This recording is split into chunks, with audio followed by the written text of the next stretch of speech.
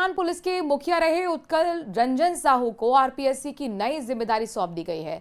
Paper leak के बाद RPSC की गिरती साख समेत कई चुनौतियों से उन्हें निपटना होगा। रिपोर्ट देखिए।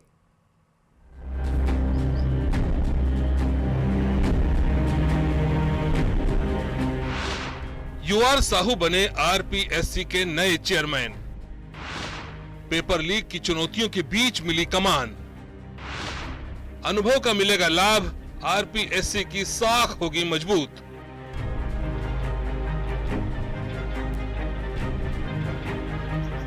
दस महीने के लंबे इंतजार के बाद आरपीएससी को अपना नया चेयरमैन मिल ही गया। राजस्थान पुलिस के मुखिया रहे यूआर साहू को यह जिम्मेदारी सौंपी गई। उत्कल रंजन साहू नई जिम्मेदारी मिलने के बाद मीडिया से मुखातिब हुए और कहा कि आरपीएससी से जुड़ी समस्याओं और पेपर लीक से जुड़ी जांच पड़ताल का लंबा अनुभव होने के कारण अब आरपीएससी से जुड़ी समस्याओं को दूर करने में मदद मिलेगी। साथ ही यूआर साहू ने अपनी अब की प्राथमिकताओं को भी गिनाया। देखिए, राज्य सरकार का जो भी आदेश है उसको अभी तक नौकरी में पिछले 35 साल में मानते आए हैं और आगे भी मानते रहेंगे। तो फैसले के ऊपर ऐसा कोई विचार नहीं है।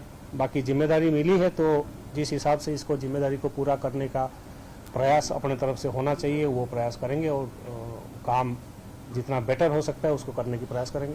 सारी परीक्षाएं अभी तक पिछले 1.5 साल में सभी सही प्रकार से संपन्न हुई है।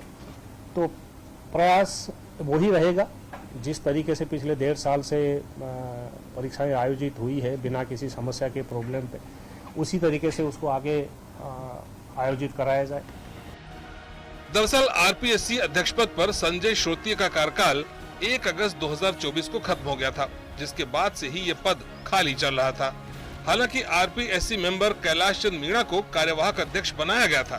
पिछले 10 महीने से कार्यवाहक अध्यक्ष के भरोसे ही आरपीएससी का कामकाज चल रहा था। अब 10 महीने बाद फुल टाइम अध्यक्ष की नियुक्ति हुई है। राजस्थान लोक सेवा आयोग के अध्यक्ष पद की जिम्मेदारी अब डीजीपी यूआर साहू को दे दी गई है। नवाचार करते हुए आरपीएससी में लगातार जो छवि खराब हुई है उसको सही करने का प्रयास भी किया जाएगा। इससे पहले भी 2 आईपीएस यहाँ पर जो है हाल ही में लगाए गए थे। भूपेंद्र यादव जो है पहले डीजीपी थे, जिनको यहाँ पर जो है आरपीएससी चेयरमैन का पद दिया गया था।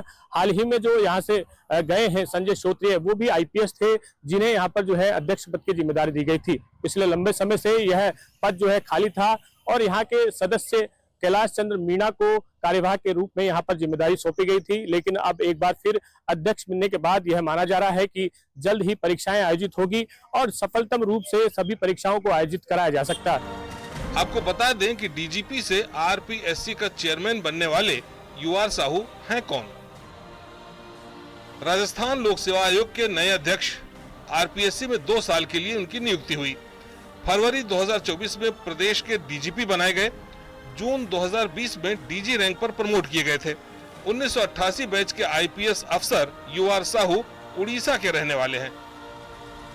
साहू की छवि ईमानदार पुलिस अफसर की रही है, जिसके कारण ही उन्हें इतनी बड़ी जिम्मेदारी सौंपी गई। ऐसे में अब उनके सामने कई चुनौतियां खड़ी हैं। बीते सालों में पेपर लीक, पक्षपात, भाई भतीजावाद और रिश्वतखोरी के आरोपों को लेकर आरपीएससी की साख पर सवाल खड़े हुए। साहू के सामने संस्था की साख को फिर से बहाल करने और लोगों का भरोसा कायम करने की चुनौती होगी।